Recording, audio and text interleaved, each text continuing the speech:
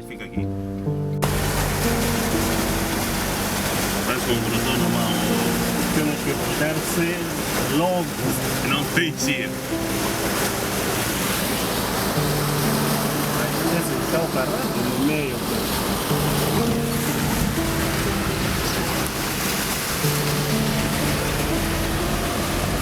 Estamos de emergência mesmo.